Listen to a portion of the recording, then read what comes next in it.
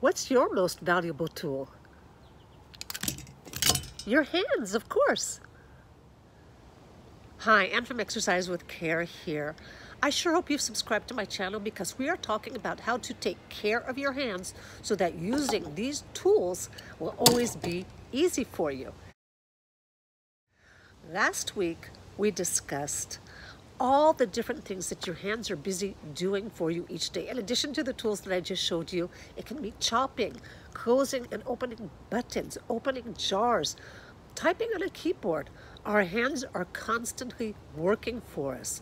But what is the secret to maintaining full strength, coordination, and dexterity? Sensory input.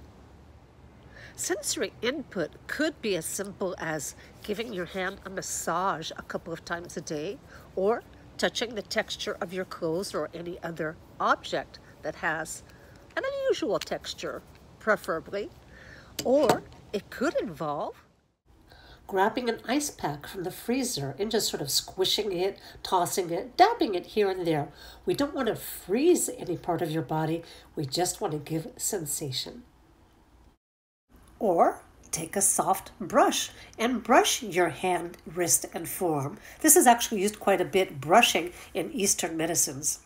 Believe it or not, an electric toothbrush is a great way to stimulate your hands. You feel the vibration. So first of all, as you brush your teeth, of course, you'll feel the vibration in your hand. But you can take either the handle or an old one and use the brush to feel that vibration and texture sensation everywhere on your hand, wrist, and forearm. This is what I was doing when my arm was broken. Be creative. All kinds of household objects have different textures and shapes and sizes that can be used to stimulate sensation. A tennis ball, for example, has a fuzzy part and a smooth rubber part that you can feel. We have a collection of seashells, and they have all different kinds of shapes, sizes, and textures. Possibly you have some stones or other ornamental objects that you can pick up and feel sometimes.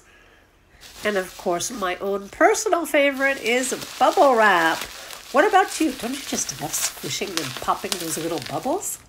If you ever had an injury to your hands and arms and just never quite felt the same afterwards, or maybe you're currently recovering from some sort of injury, or even if you just want to maintain full strength and dexterity in your hands forever, I promise giving sensory input will make a huge difference, as that sensory information gives your brain more information about the location of your hand. It strengthens those neural pathways so your brain can give adequate output back to your hand to do all the things you want to do, so you will move like you did when you were a kid.